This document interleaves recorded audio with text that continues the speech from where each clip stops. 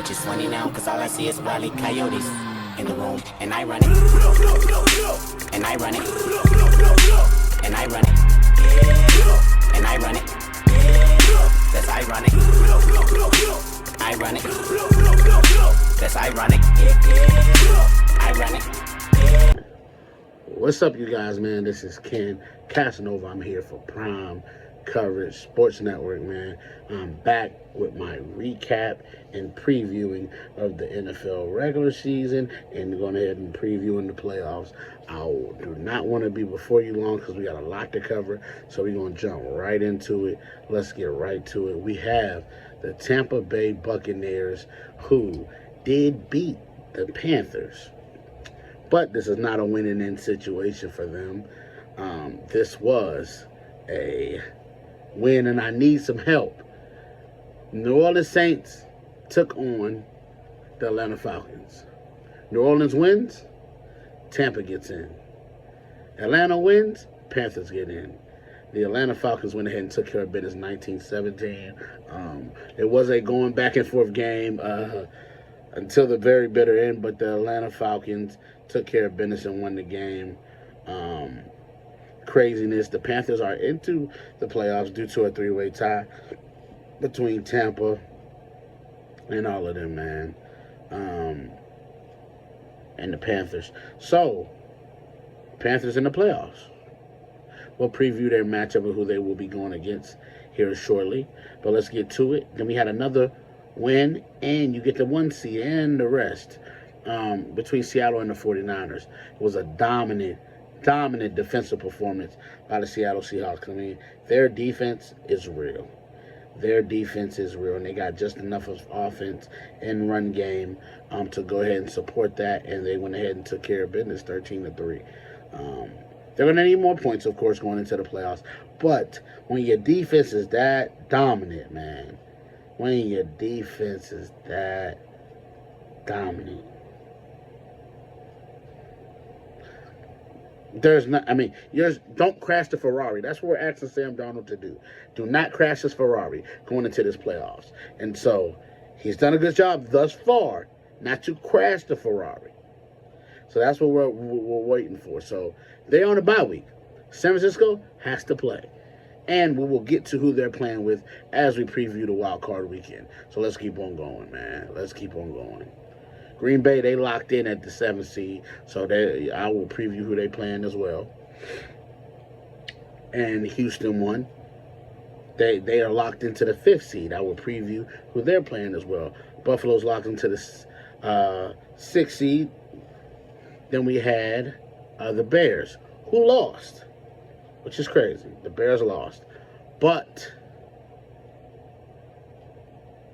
so did the Philadelphia Eagles, which messes up because Philly could have went to 2. Now they're 3. But they prioritize health. And so I cannot be mad at that they prioritize health over seeding. Because they are the defending champs. We have to remember that. They are the defending champs. So going on the road will not be an issue for them. But they got a home playoff game to start. We don't know what's going to happen in the Chicago game against the Packers, which we will preview and get to here in just a moment. So they prioritize health. I'm pretty sure that's not going to backfire against them. But we shall see. All right? And then the Rams won. So that, you know what that means? Flip-flop. San Francisco, you go to 6. Rams, you get 5th. So the Rams got a more favorable matchup going into this first round of playoffs. We will discuss that as well. Then we got the Steelers and the Ravens. This was a range of emotion game right here, as you see. It was a roller coaster ride through the whole game. It started out 10-0. Derrick Henry breaks down the field for a 41-yard run to open the game up. I'm thinking, oh, this is going to be a long night. But nonetheless, the ship steadied. Then we get to the fourth quarter. It's 13-10, man. It's 13-10. And the teams, they're deadlocked right now. They're deadlocked. And then Lamar Jackson puts on the cape. He decides to break 2 tackles, keeps it pushing. Then finds Zay Flowers with a linebacker on him, make it 17-13. Aaron Rodgers gets the ball, takes the offense right down the field. They score on a Kenneth Gainwell touchdown on 3rd and goal. Wow, emotions high again. Yes. So then Steelers get the ball back. 3rd and 1, they run a fake toss play, and Zay Flowers is wide open again. Nobody in sight. Just crazy. Zay Flowers scores another touchdown in the 4th quarter. They go up 24-20. Back down again. Then Aaron Rodgers gets the ball again. Then there's no timeouts left either. 2:20 left. Aaron Rodgers methodically moves the ball down the field. And then on the play of plays, Calvin Austin runs a hitch and go up the left side. Owezie slips. Touchdown. Steelers 26-24. A range of emotions. Boswell come in and make this kick, bro, so we can go up by 3. Boswell says, no, I'm going to make you sweat. Pew! I'm at level here at this point. I'm level because we're still winning, nonetheless. But we're only up by 2, which means Baltimore can get the ball, kick a field goal, and win the game. And so they get a great kick return, almost to the doggone 50, and I am here now because I'm like, man, they're only probably about 20 yards out from a comfortable field goal. So, this is how crazy this drive was. So, Lamar and them get the ball, right? 8 yards on the first play with a little quick out to Walker. Then they get a illegal procedural penalty, which moves the ball from instead of 2nd and 2 to 2nd and 7. Then Lamar Jackson, this play is going to stick in their brain a little bit because Lamar Jackson escapes, right? He doesn't see D-Hop literally standing right there on the side. He thought D-Hop was going to keep on running. Because if D-Hop keeps on running, there's not a soul in front of D-Hop. He overshoots it. He throws the ball. Misses. I'm so glad that they missed, right? Now it's 3rd and 7, okay? Then Nick Herbig breaks through because it's Nick Herbig who's rushing up the middle, and then you got the edges, Highsmith and Watt. They push. Herbig gets through. He chases Lamar Jackson down. Lamar flips the ball out of bounds. Perfect. And goes past the line of scrimmage, of course, and it's 4th and 7. So right now, I am like this. I'm teeter-tottering, right? Then Lamar Jackson gets the ball, steps back. T.J. Watt is rounding the edge. I see it. I'm like, oh, my gosh, T.J. Watt finna end this game. Is this Lamar puts up a knight with touch on it.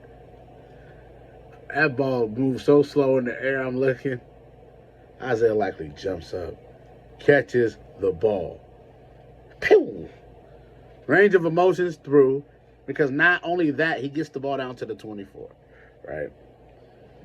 In my brain, I'm like, I've seen this movie before. You lose this game every time. You lose it every time. In my brain, I'm thinking like, man, this is going to hurt. This is going to hurt. All the season comes down to this.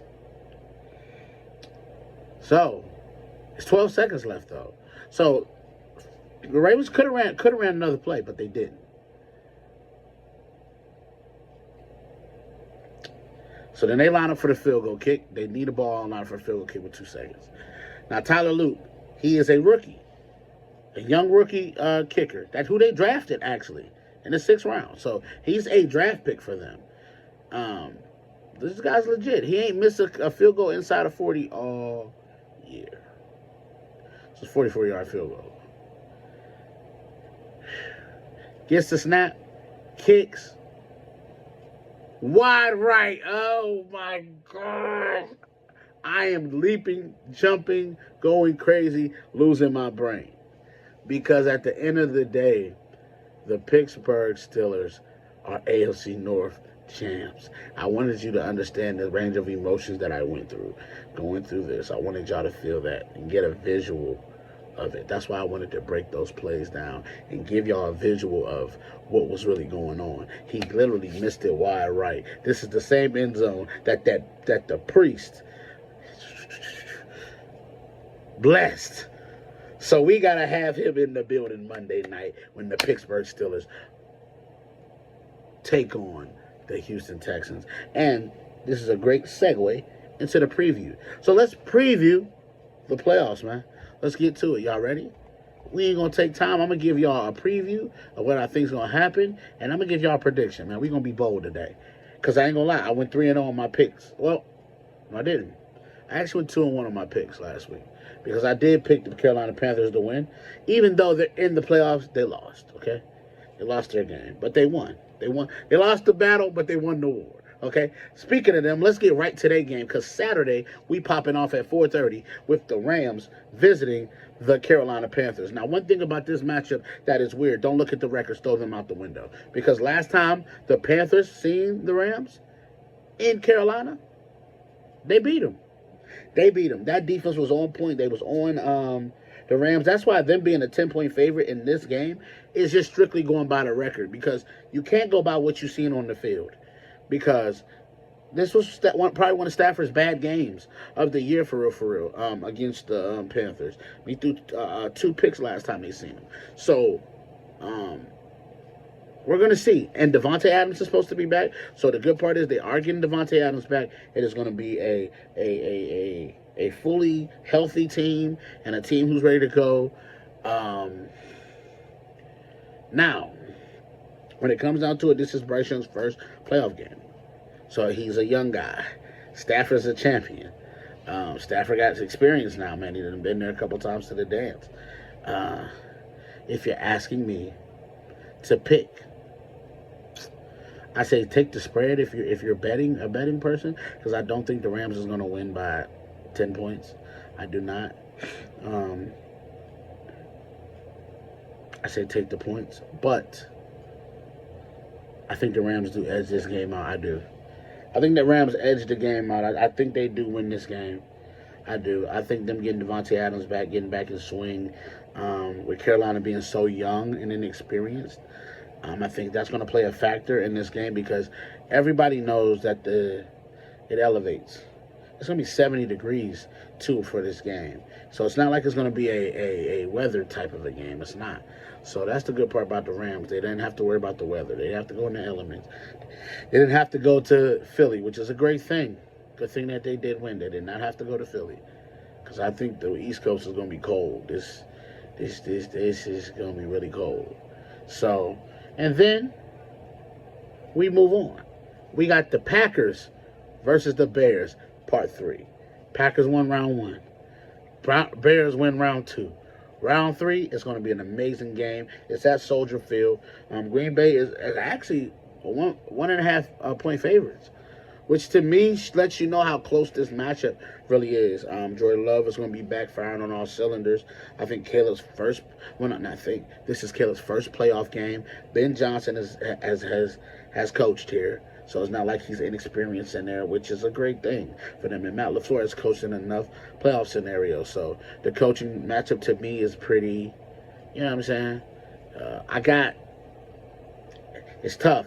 I do think the Chicago Bears has been playing the better football. I do. I think the Packers can go in and upset them. I do.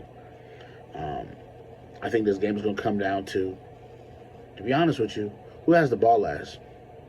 I do. I think if Jordan Love has the ball last, I think they win the game. But I also think if the Bears have the ball last, I think Caleb finds a way to win the game. I mean, he has been clutch this year. In clutch scenarios, clutch situations, he has answered the call countless of times. Also, we did see the first time they played that he did not answer the bell. But if you're asking me to pick in a playoff game, who do I have?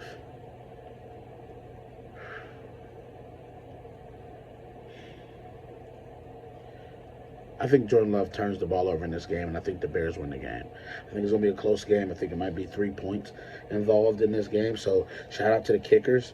The weather seems like it's going to be cold, on the colder side.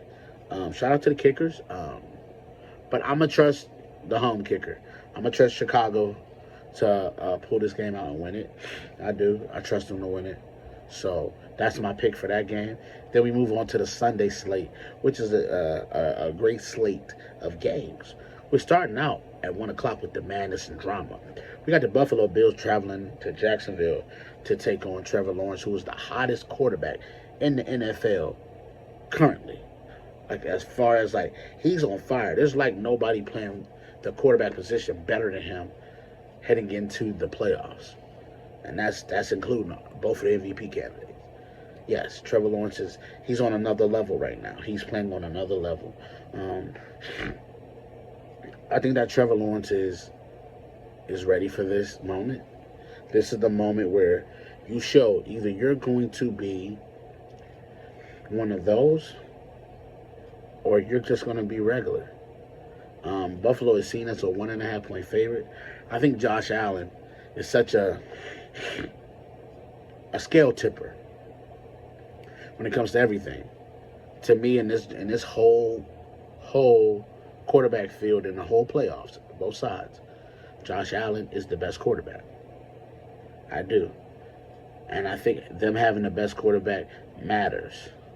But you know what I also think matters too? Josh Allen's 0-4 in the playoffs on the road in his career. 3 of those was to Kansas City, and 1 of those was to Houston back in the day with when they had Deshaun Watson, and they won a crazy overtime game. I remember that game. That was crazy. But I do think in this game specifically, Jacksonville's defense is so good, and they got so much pass rush, which is a great thing. I think that is going to play a factor in this game, and the way that this thing is going to shape out. The problem with Buffalo's defense that I'm having is I don't see enough consistency in stops and in drives and stuff like that. So this game to me is a seesaw match. But gun to my head, you gotta pick. I got Josh Allen. I'm gonna pick the Buffalo Bills. I'm going to pick the Buffalo Bills based off of the fact that we got Josh Allen and you guys don't. Even though Trevor Lawrence is playing out of his mind. It would not shock me if Jacksonville won this game at all. But I'm taking Josh Allen because I think that this is his best year to go to the Super Bowl and win a Super Bowl. I do. Just because of the field. Okay? So I got Buffalo in that game. Okay? On the road. Then we move on to the Philadelphia Eagles taking on the San Francisco 49ers. Now, this is an amazing matchup, an amazing game. It is being played at Lincoln, at the Link, the defending champs. Nobody's looking at them. They're under the radar right now. A lot of people's picking the Seattles and the Rams and this one and that one. But the defending champs resides right there. And I'm not going to lie to you, San Francisco, this is a bad matchup for y'all because I watch y'all against Seattle's front, and you struggle heavy. And Seattle's front and Philly's front four are very similar. And I think you're going to struggle. I don't think it's going to be an easy game. There is some areas where the 49ers could take advantage. And it would have to be the weakness of Philly, which is number 8. Because they don't have no weaknesses on their front 7. The back 4 don't even really have weaknesses. They got, I don't even want to call Adoree Jackson a weakness. I want to say that the dude is just not on the level of the other players around him, and it shows. Philly is seen as 4.5 point favorites, which makes a lot of sense. But the 49ers, to me, don't have somebody that can take advantage of Adoree Jackson as far as enough to make it look like, okay, yeah, they'll win that. Okay? That's not what I'm thinking. Um, and also, on the other side of the ball, I think Philly will be able to run the ball. I do. I think now we're going to start seeing playoff Philly. I do. I think Philly's going to show and flex their muscle offensively just enough to get through this game. I got Philadelphia winning this game. I do. I do. I don't think it'll be easy. I think it'll be a tough, hard-fought game. But I got the Philadelphia Eagles. I think they're going to flex their muscles as a champ and do what they got to do and take care of business at the crib. So I got Philly winning that. Now we move on. We got the Chargers versus the Patriots. Amazing game. Very amazing game.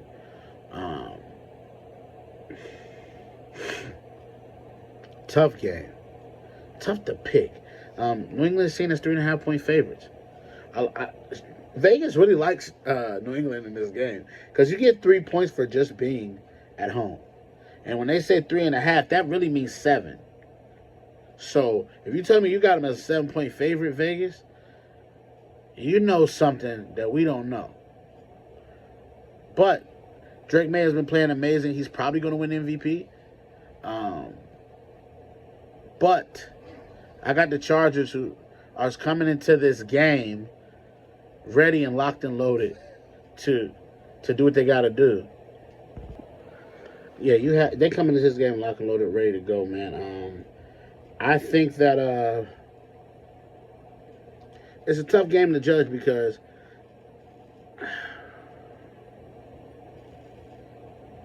the Chargers,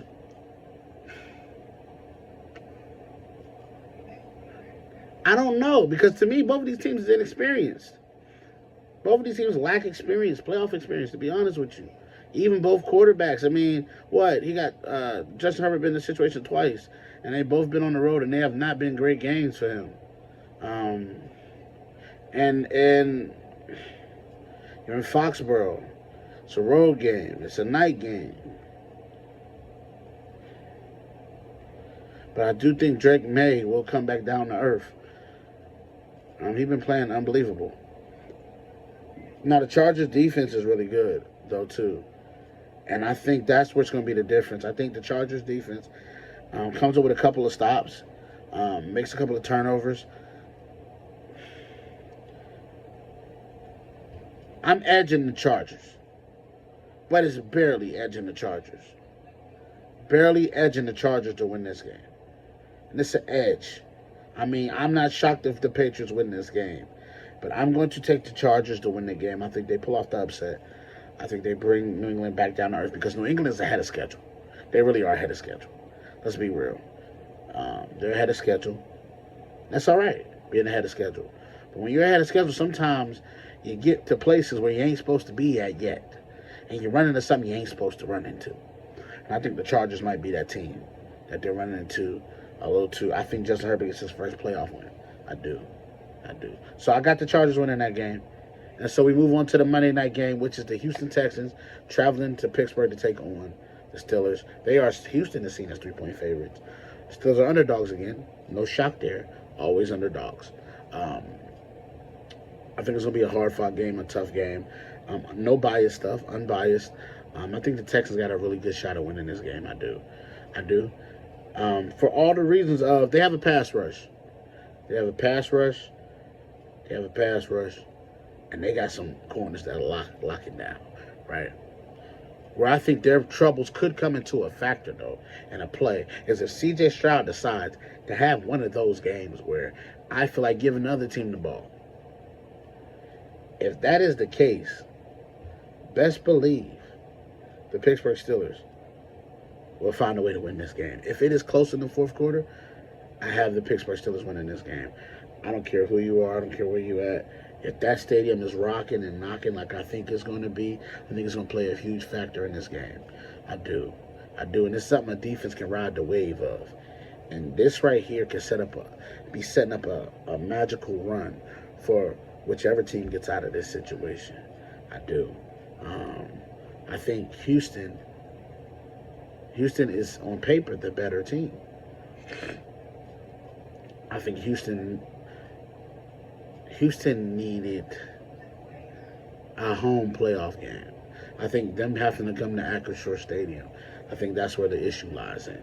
I do. It's not indoors. It's not a controlled environment. It's going to be cold. It's going to be a little windy. It's going to be a little everything. So prepare yourself for what's about to happen.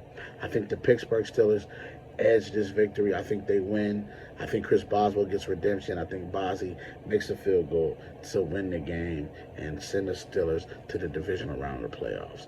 And so that is my recap of Week 18 and my preview for the wild card round of the playoffs. Let's see how we do with the picks and everything. I appreciate y'all love and support. I want to thank you. This is Kenny Casanova. It's Prime Coverage Network Sports. Appreciate y'all, man. Until next time, peace.